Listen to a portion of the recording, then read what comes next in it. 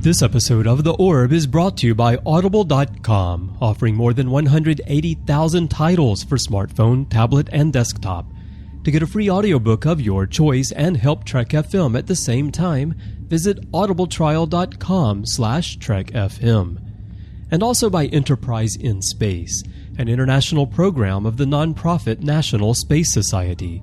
Find out how you can help science and education and become a virtual crew member aboard the NSS Enterprise Orbiter by visiting enterpriseinspace.org. And if you want to join the conversation and share your thoughts on this episode, join the Babel Conference, our listeners group on Facebook. Just type Babel, B-A-B-E-L, into the Facebook search field. We look forward to seeing you there.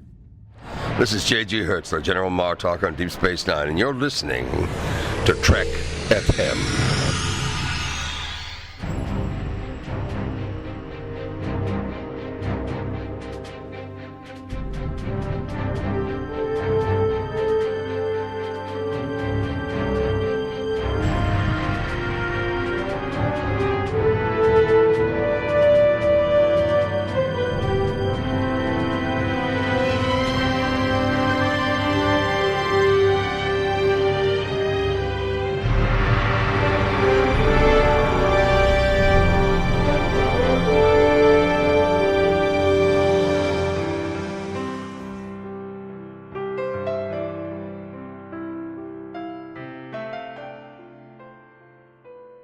Welcome, Niners, to another episode of The Orb, our dedicated Deep Space Nine show. I'm Christopher Jones, and with me, as he always is my esteemed co-host, Matthew Rushing, or at least he will be if I can get him to take those big cans off of his ears. Matthew, you've got to turn your music down. It's time to record the show. The best is yet to come, babe, won't it be fine? Oh, I don't think that's what you're listening to, Matthew. The best is yet to come, come the day you're mine. Oh, wait, Chris, I'm so sorry. Oh, we're recording now, Matthew. My bad. And oh, you gosh. know, I appreciate the effort there to pretend like you're listening to jazz, but I know you've got Taylor Swift going in those headphones. Shake it off, shake it off. Exactly. Oh, yeah. Oh, you know I'm listening to T Swift. Exactly. So music is the topic today. You know, when you think of DS9, of course, the Dominion War and the Bajoran religious and political tug-o-war and the complex character relationships come to mind. But another thing that is really hard to shake off there, Matthew, see what I did there? At least if you're like me, is the jazz standards. The music in DS9, it really makes the show. And tell me this, Matthew, if you're like me these days, when you do hear a jazz standard, something that you've heard all your life, when you hear it now, does your mind go straight to DS9? Honestly, very often it does. Yeah, mine too. A lot of those songs, I immediately start to think of the Deep Space Nine episodes that they were in. And it's funny because you mentioned all your life. My whole mom's side of the family is from Sicily. My grandfather, grew up in New York. They moved to California. And me, growing up, going to his house, listened to jazz all the time, jazz standards. So I grew up from very, very early age, and I love the music still. You would think I would think of that, but no.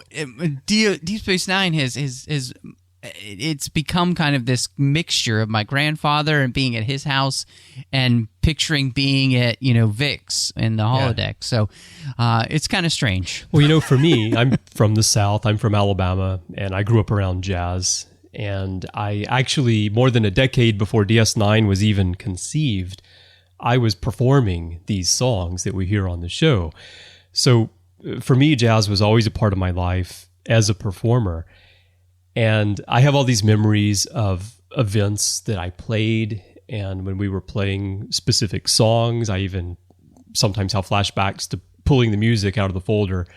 Because, for example, with a lot of these pieces, we would play dances, and people attending could just ask us to play a song. We just pull it up and play it. And despite that, when I hear many of these now, I just have this flashback to DS9. Anytime that I hear The Way You Look Tonight, I think about the scene in What You Leave Behind.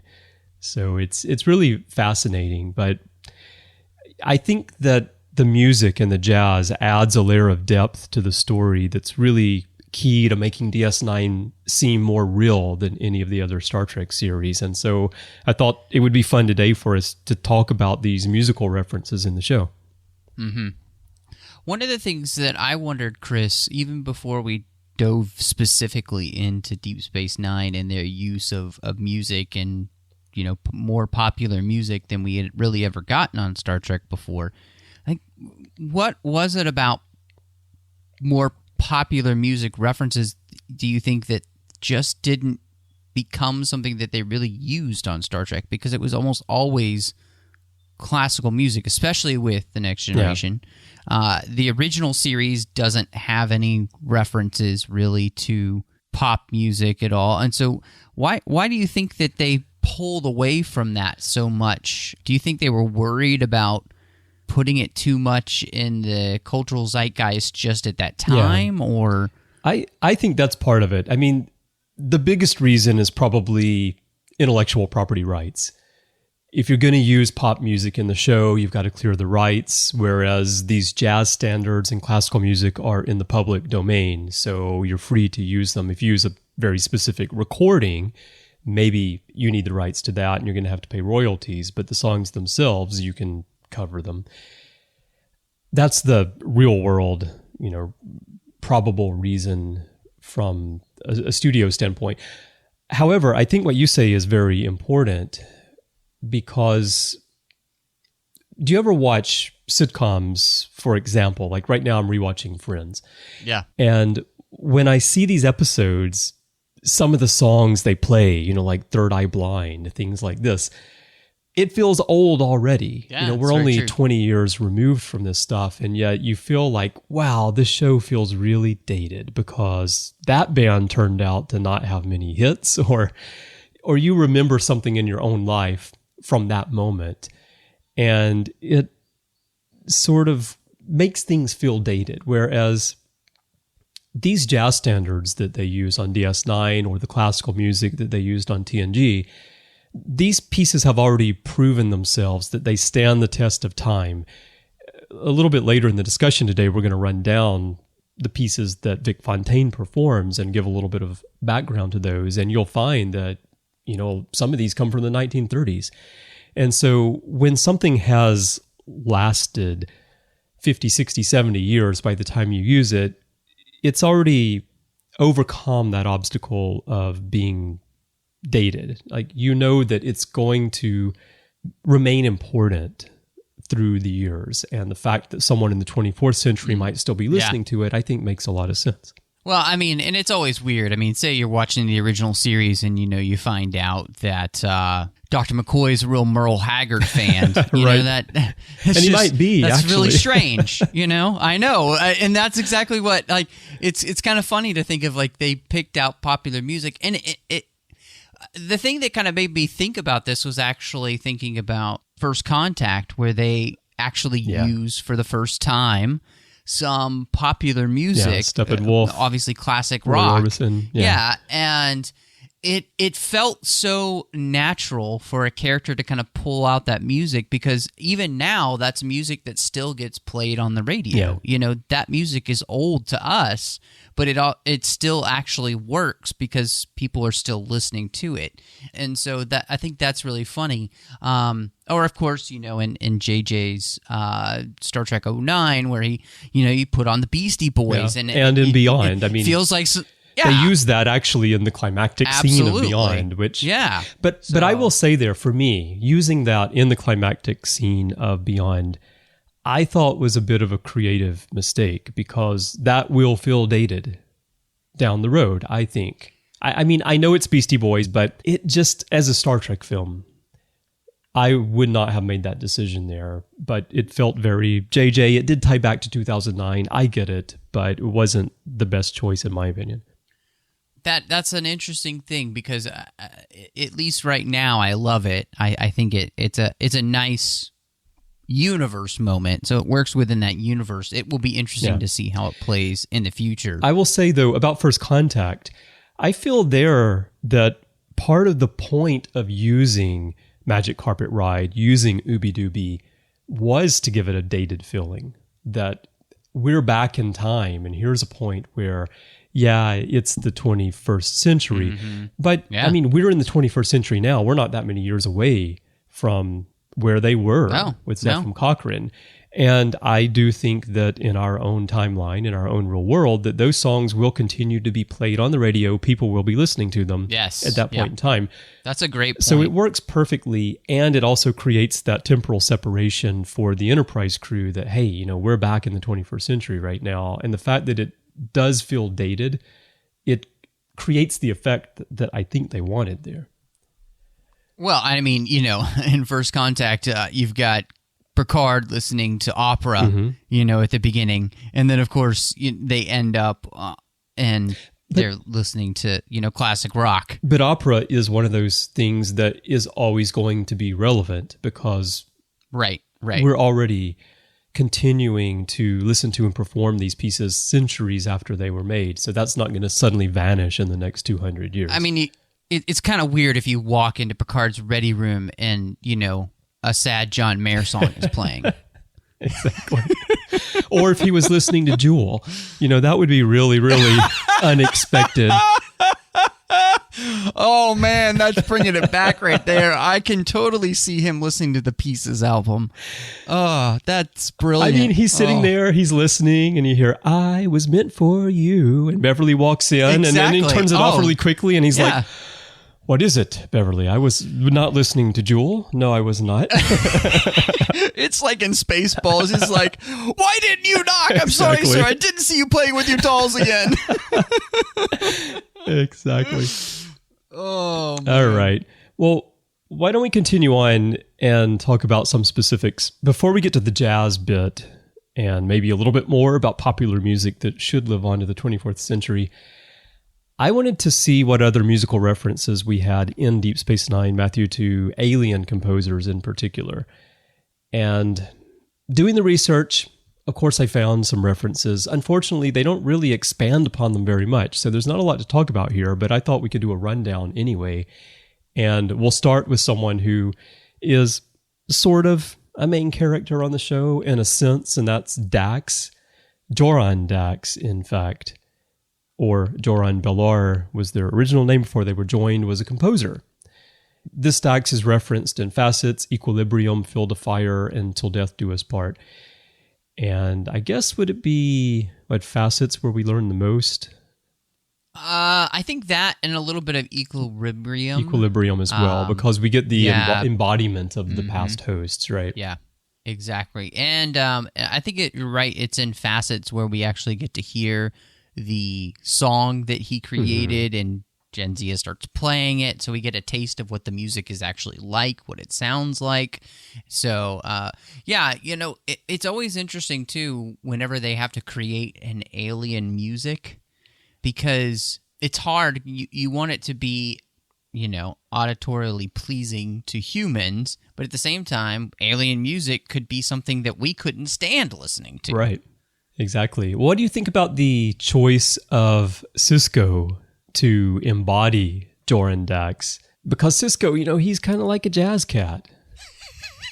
That's very true. That's very well, and it's interesting to me that actually he doesn't play an instrument other than the piano, and he that is an instrument. I would have loved to have seen. Yeah, I would love to see him play. I guess I would love to have just seen him more involved in music. You know, like it would have been kind of cool to have a piano in his quarters where he might just sit down and play a little bit and think. But who knows how that would have turned out, you know, with Avery Brooks. After the Captain's documentary, I think we all wish that there had been a piano in Sisko's quarters. And at some point in every episode, someone walked in and he was just over in the corner rambling away. And like Miles says, Captain, I'm not sure what. And Sisko says, oh, come on. You know what I'm talking about. That, or would have been even worse if it was in his office, so that he would be sitting there playing and the people would come in and try and talk to him. And then it would, like 3 hours later, they'd walk out and be like, I don't know what happened. I could see like Admiral Ross walks in and Sisko's like, it's not if the Romulans join the war or if the Romulans don't not join the war, oh, Rossi, you know what I'm talking about.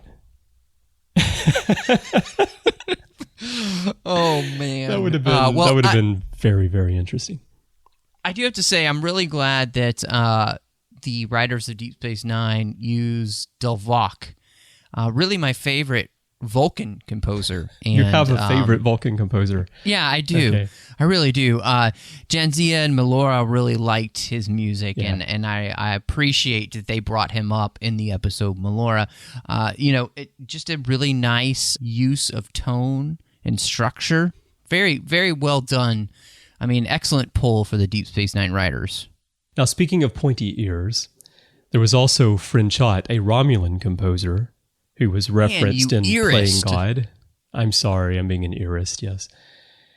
We don't know much else about that composer other than they were Romulan. Now, Kidera was a Klingon opera composer. We were talking about opera earlier. Now, you told me on the other side of the orb that Kidera is, in fact, your favorite of the Klingon opera composers, right?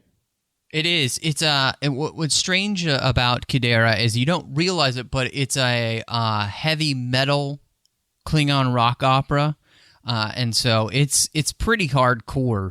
It's basically like a Kiss concert, but with Klingon opera. So just put those two together, and you understand what we're talking about. That's from the By Inferno's Light tour, right? Yes.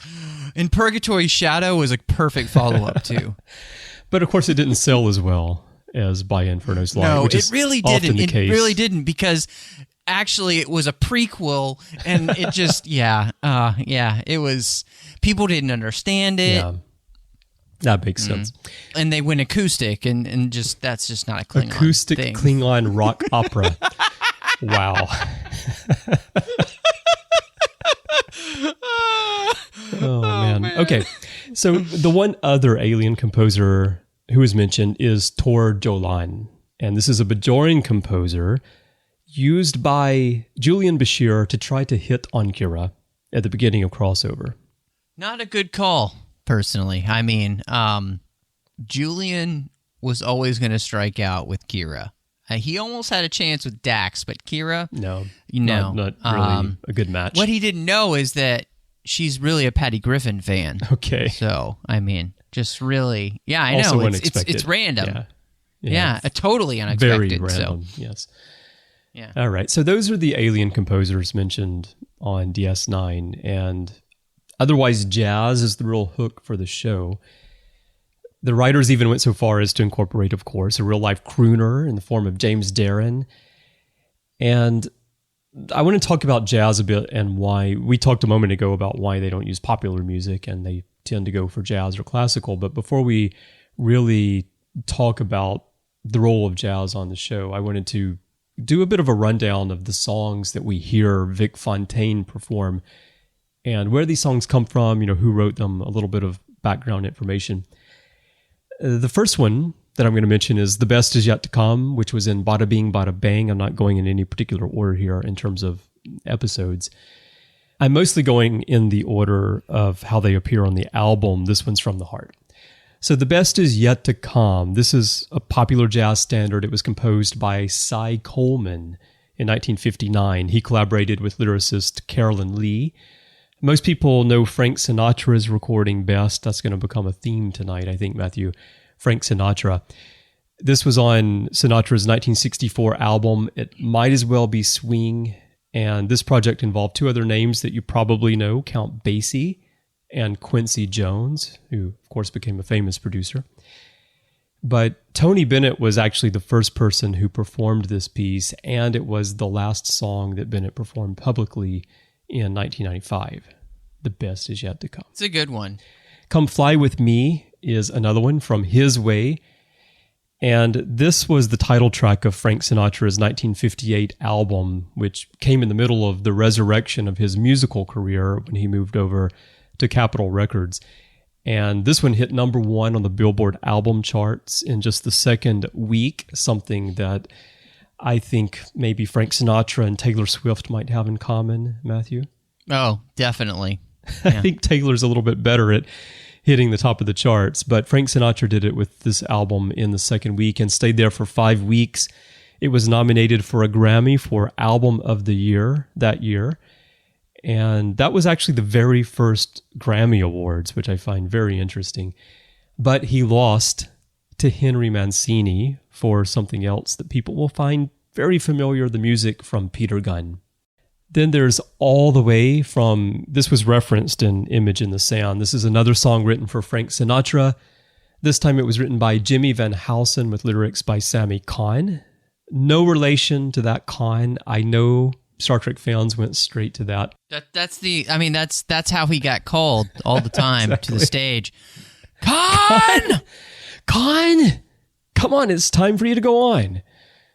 But All the Way won Housen an Oscar for Best Original Song in 1957 as part of the film The Joker is Wild, which starred Frank Sinatra. Now there's another song. The episode has the same name as the song, and that's It's Only a Paper Moon. This is one of my favorites. This goes all the way back to 1933. So Matthew, earlier when I mentioned some of these songs are from the 30s, this is one of them. It was composed by Harold Arlen with lyrics by Yip Harburg and Billy Rose.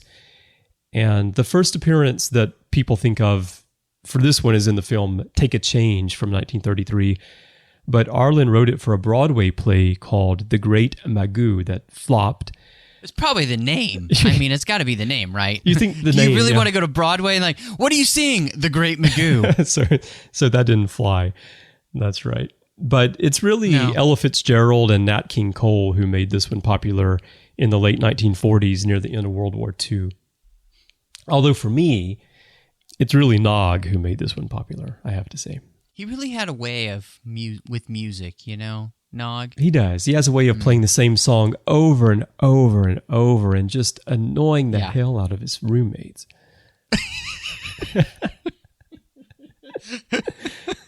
All right. Well, sticking with It's Only a Paper Moon, the episode, I've Got the World on a String. This is another one by Harold Arlen. The lyrics were by Ted Koehler, and it was written in 1932 and first performed by Cab Calloway at Harlem's famous Cotton Club Night Spot.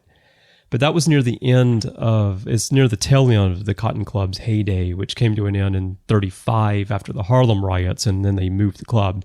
It never really recaptured the popularity that it had before, the Cotton Club, that is. The song remained very popular, as evidenced by its use here on Deep Space Nine, and like so many of these songs, it was made famous by Frank Sinatra, who recorded it in 1953, a good 2 decades after it was written. So one thing, Matthew, that could be said, or at least maybe the music would say to us about Deep Space Nine, is I've Got You Under My Skin. And that was performed in His Way. It's a Cole Porter song from 1936 that was written for the musical Born to Dance and performed by Virginia Bruce. It received an Academy Award nomination for Best Song in 1937, but it lost to another of Vic's favorites, The Way You Look Tonight. The song that I mentioned always reminds me of What You Leave Behind. Now, speaking of that song, The Way You Look Tonight was written by Jerome Kern with lyrics by Dorothy Fields for the film Swing Time, and it was first sung by none other than Fred Astaire. So we've got a couple of more here, also from His Way. They Can't Take That Away From Me, which was sung by Cisco, right? Indubitably. And wonderfully. And wonderfully, in a way that only Avery Brooks can do it. Now, this was written by George Gershwin. I knew we couldn't get through the list without slipping in something by the famous George Gershwin. I'm just surprised there's no Irving Berlin. Well, there are some connections to Irving Berlin through some of these, but I left it out of the rundown because I just didn't want to give Worf a headache. That's a very good idea. Thoughtful of me, right? I don't think it was I think it was just too much champagne, and he was blaming Irving Berlin. But the memories of having to sing that were still there. So this was written actually by George and Ira, not Ira Stephen Bear, but Ira Gershwin together. And this was composed in 1937 for the film Shall We Dance, starring Fred Astaire and Ginger Rogers. And the pair also danced to this in their final film, The Barclays of Broadway, in 1949. And speaking of Worf, Matthew, there's one line from this song that makes me think of the first time Worf and Jadzia met, when it says, "The way you wear your hat, the way you sip your tea." Yeah, except it was the way you sip your prune juice. That's right. It's Worf telling Jadzia, "It's the way you wear your hat." And Jadzia saying, "The way you sip your prune juice." Yeah, absolutely.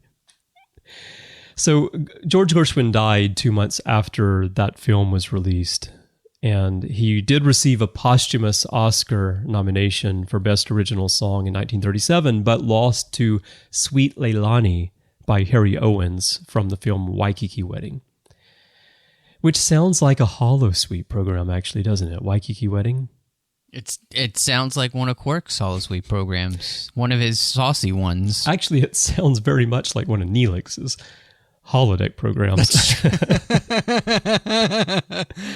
All right. And the last one we're going to talk about here is Moon River from It's Only a Paper Moon. Pretty much everyone has heard Moon River at some point in their lives. This was composed in 1961 by Henry Mancini with lyrics by Johnny Mercer. And it was the theme song to the famous Audrey Hepburn movie Breakfast at Tiffany's, and Hepburn performed this song. It won 2 Grammys, Record of the Year for Mancini and Song of the Year for Mancini and Mercer, and it gave new life to Mercer's career as a songwriter, which had been flailing at the time. And interestingly, the reason that Mercer's career had stalled was because in the 1950s leading up to this, rock and roll was overtaking jazz as the mainstream popular genre, and that's something that plays into the next part of our discussion, Matthew, which is why jazz when, as we know, popular genres have changed over the time. So why did DS9 choose jazz as the musical foundation of the series? What do you think? I think it's because, one of the things that makes these songs still something that people record, the way you get somebody like a Michael Bublé or Diana Krall. There are all of these artists out there who are still very popular and who are re-recording these songs, and people are still responding to them. Mm-hmm. And that's because I think the themes in these songs are so universal to the human experience. These artists and these writers had a way of kind of capturing the human emotion and spirit of life that just kind of transcends every era, really. Like you said, some of these songs are from the 30s. We're in the last century, we're still listening to them. And they fit so well with the experiences of what these characters were going through, especially in those later seasons of Deep Space Nine, and created this nice context to give us, I think, even more emotional weight to what the characters were going through as well. You think of some of those war montage scenes they had. Yeah. I think of when Nog is laying there with his leg and the battle's happening outside, and they're playing the song, and it just...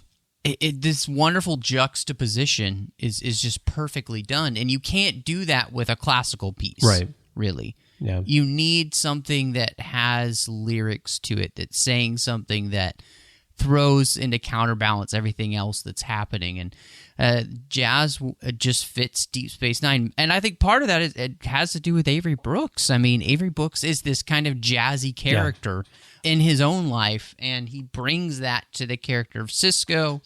And so from the top down, it just made sense for jazz to be the thing that kind of, in the same way, I think if like you did a Titan series, jazz would be very much a part of that series. It would be. Because that's who Will Riker is. All of Riker's shuttlecraft are named after jazz composers on the Titan. Absolutely. So. Yeah, I think you hit on the core of it, and just before we get too far away from it, you mentioned that, say, in the Siege of AR-558, you can't create that juxtaposition with classical music. I don't know if that's entirely true, but I think that having the lyrics, like you said, is really, really important, because that creates a connection that it's not overly dramatic. If you put classical music to that, you would most likely create a situation where the music is supporting the drama of the situation too strongly, I think, whereas the jazz that's playing is so unexpected and it's so disconnected with the action that's actually happening, and it pulls you in to what's happening to the individual people rather than the battle itself. And you talked about how the jazz supports what's happening to our characters on the show. And I think that's really key, that jazz really, it speaks to the human condition and human relationships. And I know that music in general tends to be about human relationships, but there's something timeless and something about jazz that really cuts to the core of human emotion, human feeling, human relationships in a way that popular music most often doesn't. It's not like they're playing Alanis Morissette on DS9, right? It's not like Jagged Little Pill where it's this raw emotion. Isn't it ironic? But not that one so much. But, that whole album, Jagged Little Pill, it's her being extremely emotional and her being extremely angry at this guy. And on a personal level, it's very powerful, but it's about her. I can see Kira listening to Oughta Know on repeat, though. Sure. Yeah, So, I can see that mean- too. But it's about her, right? It's a very personal message, whereas these jazz pieces, they can be personal to you, but they're also universal. And I think that's one reason that it works so well. And as you said also, it's just the juxtaposition of the setting on this alien space station in space, and then jazz and something that's so familiar to us in the 20th century and now in the 21st century. And I've mentioned here on The Orb before that some of my favorite scenes, and this only happens a couple of times, but at the end of an episode where they're pulling away from the station and you've got jazz playing, and it's just so unexpected. And it gives this character to the show.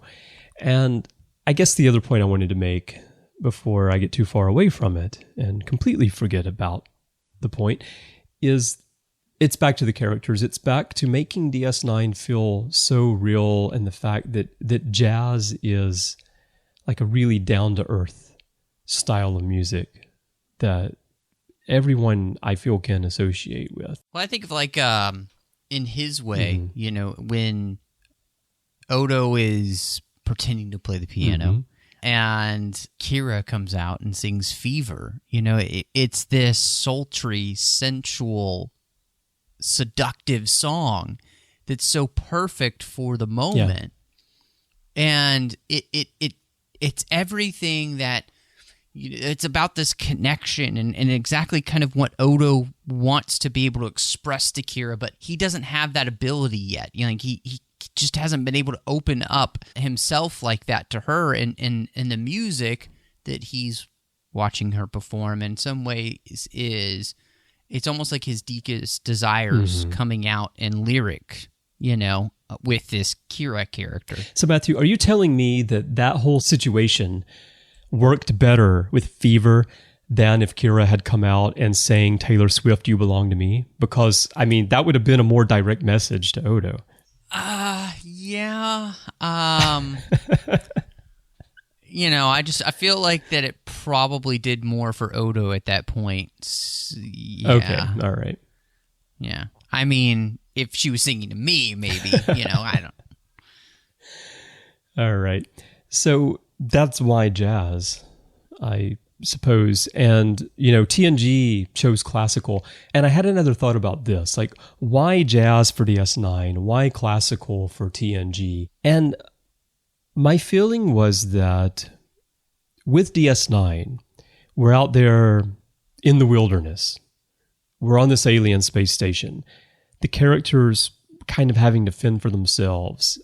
There is a lot more diversity in races that are there on the station.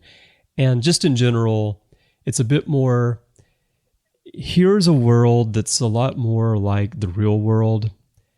It's not a military structure as much, and it's also not polished. And so jazz fits that situation quite well. Whereas on the Next Generation, on the Enterprise D, it's a very formal military structure. It's the flagship of the Federation. All the brightest and the best from the Academy get posted to the flagship. You've got this captain who loves Shakespeare. And so it's sort of like it's the elite. And so it's the highest culture. And of course, they're going to perform theater. They're going to perform Shakespeare. They're going to perform classical music. They're going to have an android who's part of a string quartet. It just seems to fit that scenario a lot better, being the types of fine art forms. You know, I'm sure we never see this, but you know, somewhere on the Enterprise D, there's got to be a museum somewhere with paintings hanging on the wall, don't you think? Well, and no, I think you're making a great point. In a lot of ways, you kind of think that of Deep Space Nine is the place. Deep Space Nine is more like a speakeasy. Yeah, exactly. You know, the Enterprise D is like an opera house. Two totally different types of places. It just fits, I think, the character of the station itself and, like you were saying, where it is, the people on it.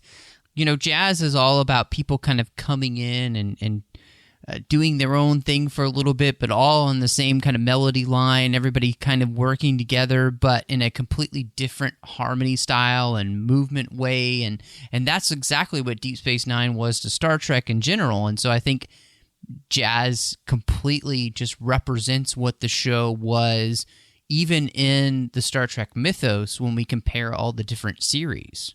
And one other point related to this that I thought of as you were talking right there is that what's at the heart of jazz? It's improvising. Improvisation is a very, very important part of jazz, and that's what they have to do on DS9. From the moment they stepped on that station, they've had to improvise and find their way and make do with what they have. And the universe, the galaxy, maybe the quadrant, it started to feel a bit smaller as the show went on because it was necessary for the storytelling. But the original premise of the show, as I mentioned a moment ago, you're in the wilderness, was that, hey, you guys, you're kind of on your own out there. You've got an assignment, you figure it out, and you have to improvise. Whereas on the Enterprise D, don't improvise. Do what you're told. You know, it's all structured. It's all written out for you. It's like a piece of classical music. You put it on the stand and you play the notes that Beethoven wrote. You play the notes that Wagner wrote. You don't improvise in the middle of that. But absolutely in jazz you do. I think that fits the character of each series and situation quite well. So Chris, what if you know, just as a little bit of fun, you know, what if Deep Space Nine had maybe used some more popular artists that we know or in the past? Anything stand out to you, like that certain characters may be drawn towards that, you know, I don't know, maybe Odo's a 90s grunge man, you know, real Nirvana fan. Well, maybe Nirvana. I was going to say, don't you think that maybe Odo would be like really into emo? Yeah, I mean, I that's what I totally see him as being like a Nirvana. I can type see of guy, him in his office. you know, just he's got it playing. He's like really, really into that kind of like 90s emo he's rock. Shifted into a flannel shirt, you know. That would be hilarious. And then like he fixes it when somebody comes in. He's like, oh. See, because to me, this one's so obvious. I really do think that Chief O'Brien is a country music guy. Like, I can totally see Chief O'Brien rocking out some Zac Brown band, Country Fried, while he's, like, fixing, you know, and just singing along. Like, that just seems like the kind of... Because that's the kind of guy he is, you know, like this down home, like, he does his work. He's a blue-collar guy. He likes his beer cold, you know. He likes to go home to his lady, and if he and Tom Paris could hang out, they'd probably have a pickup truck together. Oh, they would definitely have a pickup truck together. Yeah. So, well, when we think about Quark, the first song that pops into my head is Dire Straits' "Money for Nothing." Yeah. See, Quark seems like to me a guy like, you know. Fox on the Run kind of guy. He basically he feels like a Guardians of the Galaxy awesome mix kind of guy. Like he loves all that classic rock stuff because it's all about being kind of like on the edge. You're not really, you're the lovable rogue in a lot of those songs, and that's what he likes to listen to. So it reaffirms that he's okay with his choices in life. In terms of artists who he could appreciate, I think of two people, David Bowie, Madonna, like artists who over the years, like they really reinvent themselves and their musical style over and over to remain relevant. Because you look at Quark, he's always ready. He's got the Federation banner and the Klingon banner ready. Just whoever takes over the station, he's ready to just roll with it. Mm-hmm. Absolutely. Well, and see, then, and this is kind of why I think maybe he kind of gets along with Jadzia. Jadzia is totally a early 90s and then today's like pop music, like T-Swift kind of girl. But I mean, she loves the Backstreet Boys. She loves her, I think, Britney Spears. Like she really loves that kind of pop bubblegum type stuff. I just picture Jadzia, in her cabin kind of dancing around to, it feels like one of those nice dress up like hipsters, because she's feeling 22, Jadzia, she's just, that's her life, like perpetual youth, because she keeps, reinventing herself. And this one happens to like, cheesy pop music. So maybe she could pop in a little Debbie Gibson Electric Youth as well. Yeah, there you go. I mean, she's right there with all that stuff. But I have this image right now, because you never know what's happening in Jadzia's quarters. I have this image right now of people walking down the corridor and they're hearing Meghan Trainor all about the bass, about the bass, about the bass. And they're like, what's going on? And then they slide open Jadzia's door and then she's standing in there in a towel. Yes, exactly. It's exactly what acting would be like happening. Nothing's going on. Yeah. Well, I mean, which is weird because she lives right next door to Lita, and Lita really loves Cyndi Lauper and that kind of stuff. So, I mean, you can totally see that, can't you? Oh man, I'm picturing Lita coming to work in Quarks, but dressed like Cyndi Lauper. Yeah, don't you just see it happening? Like, just talking about how girls just want to have fun. Now, who would Rom be into? Oh, gosh, that's a great question. Rom's really hard, and Rom is the kind of guy who doesn't really have musical taste other than whatever he thinks everybody else wants to listen to. Okay. Because he's just a people pleaser. So do you think he pretends to love Cyndi Lauper just to make Lita happy? Yes, when in all actuality, he really just loves the Shins. So, because he likes that real indie folk rock thing, but he's too scared to admit it. So, which is weird because then he'd get along great with Julian, because Julian loves the singer-songwriter, like John Mayer style. That's exactly who he is. So, because he's basically always living in a quarter-life crisis. I can see that. Yeah. And he secretly always wished that he could be a member of the Spin Doctors. Well, I mean... Not because he liked their music, but just because he thought it was appropriate for him. Well, he was, there were two princes standing there before Jadzia, and he lost out to that one named Worf, so...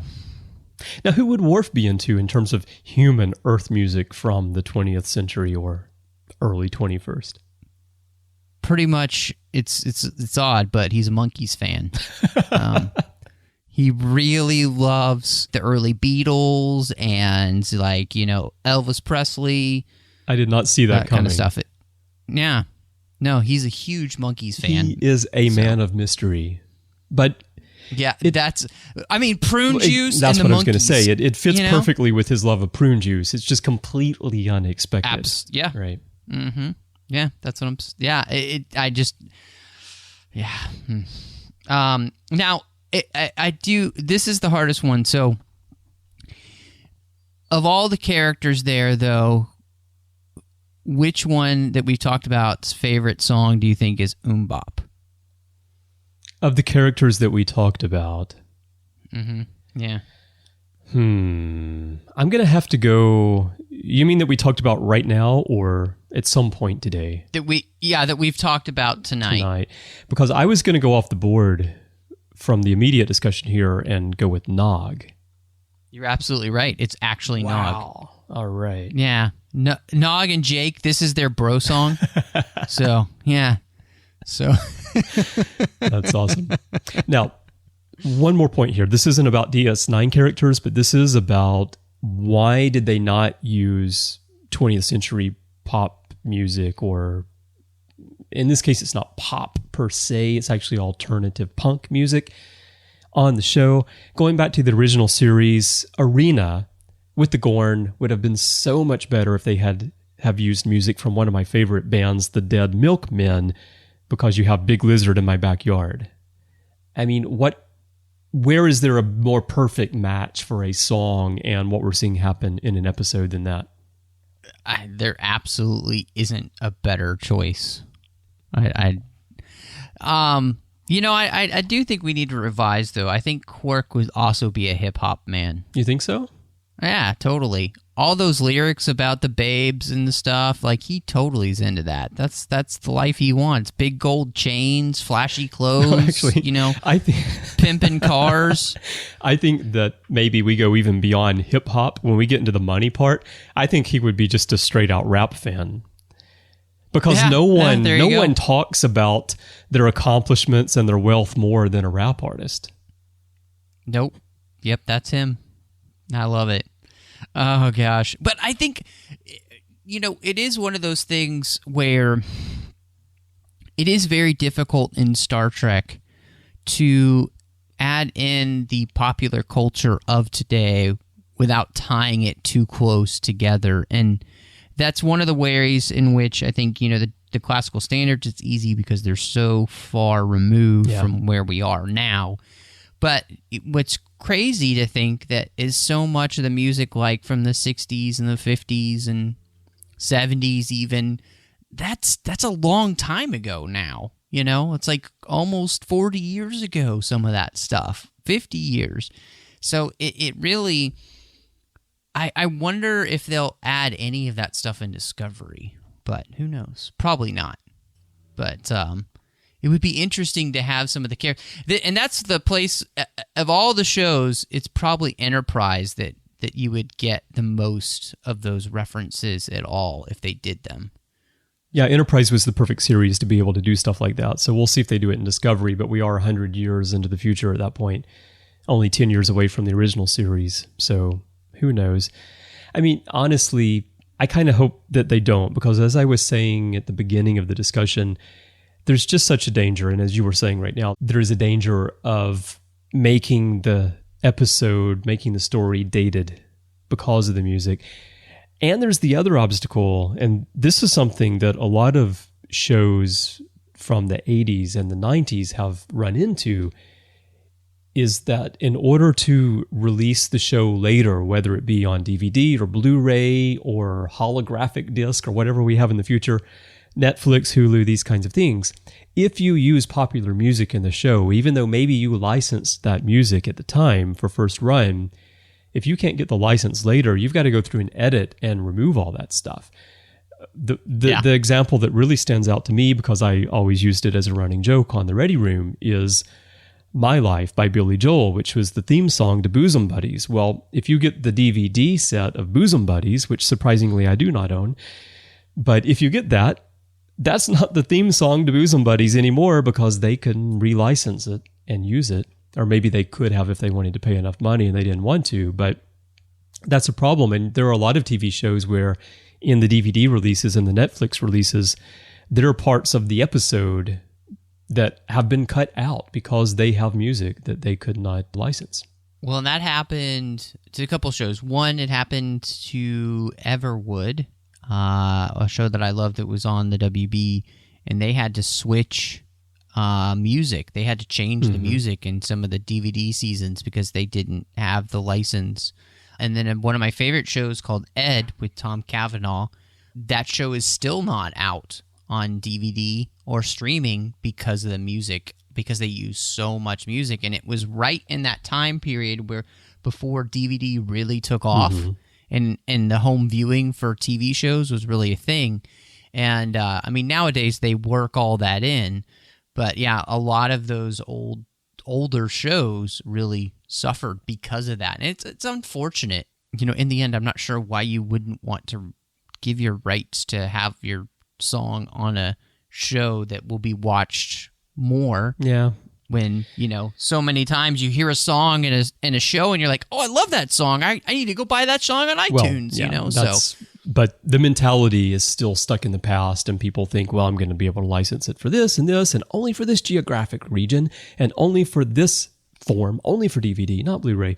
Until people start getting out of that mindset, the artists, the studios, and such, it's going to be a problem. But that's one reason why I think it would be a good idea on Discovery to stay away from that kind of thing. And also the fact that I just think that for a show set in the 23rd century, it's probably better to go with something that we're more familiar with as being Star Trek, but we'll see. So you don't think their theme song is going to be Magic Carpet Ride then, maybe? It might be. Could be. No, I think their theme song will be some disco track. Oh, that would be great. Maybe Staying Alive, you know? Oh, it could be, and that would fit perfectly, because then when Lieutenant Saru says, I sense the coming of death, they could be playing Staying Alive in the background. They're like, whatever, man. BG say I'm staying alive. We're staying alive. Aren't you listening to the sound system on this bridge? Man, your bell bottoms too tight, boy. That would be awesome if they had bell bottoms on the Discovery uniforms. Oh, man. Okay. All right. Well, I think we've covered everything we can cover about music today, but this isn't the only thing we've been talking about here on the network. So while we recompose ourselves, here's a quick look at some of the other things you can hear on Trek FM. Previously on Trek.fm, the 602 Club. I like that the relationship isn't quite what I was expecting. I think that Palpatine and Vader really had a lot still to work on between each other. Meta Treks. Garrick really personifies that snake-like way of kind of slithering around in the shadows, more subtle than any other character in the Star Trek universe. Plain simple Garrick would be the first to say that the clothes make the Cardassian. Primitive Culture. A look at history and culture through Star Trek. This episode was actually banned by the BBC for many years, and they always said, I don't know if this is true, not so much because of the kind of allegorical significance of the episode, but because of this single line in it where Data says, he basically says, oh, well, you know, the IRA basically achieved what they wanted in, I think, 2024. 2024, yeah. You know, it's coming up pretty close now. The Ready Room. I feel like the whole thing is summarised really nicely, actually, by a little line that is said between her and Chakotay once he shows up, which is he says to her, oh, you could probably run that power plant. And she says, why would I want the responsibility? And I just think that's incredibly telling. You know, there's something in there that's tired, I think, after 7 years of this endless responsibility where she's constantly having to compromise herself for the mission that she's set for herself. And that's what else is happening on Trek.fm. So check out all of these shows and join in the conversation about your favorite corner of the Star Trek universe and beyond. You'll find us wherever you get your podcasts. If you're an Apple user, be sure to hit the subscribe button in Apple Podcasts on iPhone, iPad, or Apple TV, or the desktop iTunes app to get the latest episode as soon as it's published. And please leave us a star rating and a written review while you're over there. It really helps us out, and we'd love to hear what you think about the show. If you're not an Apple user, we've got you covered as well. You can find our shows on Google Play Music, Stitcher, TuneIn, Spreaker, SoundCloud, Windows Phone, and most third-party apps. My favorite third-party app is Overcast. And you can also stream and download the MP3 file from our website or grab the RSS link. We'd, of course, love to hear your thoughts on today's show, hear what you think about the music of DS9. There are many ways for you to do that. the best place is to join in the larger conversation in the Babel Conference. That's our listeners group on Facebook. Just type BABEL into the search field on Facebook, and it should come right on up. And if you'd like to send us an email, you can use the form on our website at trek.fm/contact. Just choose to send to a show and choose the orb, and that'll come to both Matthew and me. And you can also find the network on Twitter. Our username is TrekFM. And on Facebook, our brand page is facebook.com/TrekFM. Now, Matthew, when you're not writing the next great hit for Taylor Swift, sending it to her, hoping that she'll record it and make you famous as a composer, where can people find you? You can find me, Chris, of course, jamming out to Taylor Swift, and I do that on Twitter. I might just tweet about it. And you can also find me on Instagram. You may find videos of me doing or dancing or... No, wait, I took those down. Anyway, at M Rushing. I'm also here on the network doing the General Geek Show, the 602 Club. We're talking about all things geeky that don't have anything to do with Star Trek because there are so many other fandoms that we need to talk about. So check out the 602 Club for that. You can also find me doing Aggressive Negotiations with John Mills, which is all about Star Wars, and that's a great show. And as well, I'm doing a show called Owl Post with Drea Kaufman, Owl Post, the Harry Potter podcast, and we're actually walking through every single chapter of Harry Potter, one chapter at a time. So make sure you check those out. And then I have one more for you. I saw that. Brand new. Well, you're becoming like me 3 or 4 years ago when I was doing 7 or 8 podcasts every week. And this one is just bi-weekly. It's called Cinema Stories, and we're talking about films through the lens of faith. So I hope you'll check all of those out. You can find those on Apple Podcasts or wherever you get your podcasts. Now, Chris, when you're not trying to figure out exactly what 70s disco song would be just perfect for Star Trek disco, where can we find you? Yeah, I am busy doing that all the time. In fact, I subscribed to Apple Music just so I could have access to the entire catalog of 70s disco music so I could find the perfect track for Star Trek Disco or Discovery as their theme song. Then I'm going to send that in. Hopefully I can get some screen credits for that too. Now, you can find me elsewhere on the network doing The Ready Room. That show covers all the Star Trek series. We just rotate through, starting with the original series, TNG, DS9, Voyager, Enterprise, and then we loop back around. Sometimes we do special topics, and you can often find my good friend Larry Nemechek, Dr. Trek, on there with me. He co-hosts with me quite often. And if you're interested in our thoughts on Discovery, we've done a couple of episodes recently talking extensively about that show, as well as breaking down the trailer and so forth. And we'll be coming back around to DS9 on there in about 3 more episodes. And there are, of course, about 6 years worth of Ready Rooms for you to listen to. So check that out. You can also find my writing about Star Trek on the official website at StarTrek.com. And that's about all I'm doing right now related to Star Trek. My day job keeps me very, very busy, but I have a few other projects on the horizon that hopefully I can fill you in on in the future related to podcasting and maybe even Star Trek a little bit. If you'd like to find me on social media, you can find me on Twitter. My username is C. Bryan Jones, letter C and Bryan with a Y. That's also my name on Facebook and pretty much everywhere in social media. And you can also find me there in the Babel Conference. Matthew, let's take a quick moment and thank our associate producers here on The Orb, William Murray and Kay Elizabeth Shaw. We thank you both, William and Kay, so much for your support of The Orb. You can also find Kay these days doing her own podcast here on the network on To The Journey. She does that with Suzanne Williamson and Zachary Fruling. That is our long-running Voyager podcast that used to be hosted by Tristan Riddell and Charlene Schmidt. So check that out if you want to hear Kay. And if you're interested in being an associate producer here on The Orb or becoming more involved in what we're doing, check out Patreon. That's how we keep this network going. If you go to patreon.com/TrekFM, that's patreon.com/TrekFM, you can get all the details, find out about all the perks that we have. We have a special website called Patron Zone where we do early access to episodes, exclusive content, and more. Brandon Shea Mutala is our Patreon manager. He's doing a great job of keeping content flowing through there. And that's available to everyone who supports the network at $5 per month or higher. It does require a great deal of money to produce, host, and distribute these shows each month, and we really can use your support, and I really appreciate very much all of you who are supporting us there. Associate producer credits is another thing that you can get there as a perk, and we've had a lot of people come through Patreon and actually become part of the network in different management capacities and sometimes even on podcasts.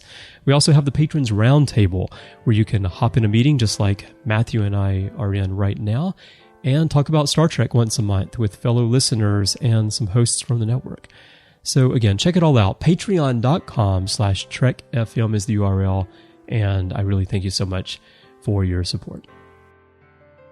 Well, thank you so much for joining us, and we will see you next time as we gaze into the orb.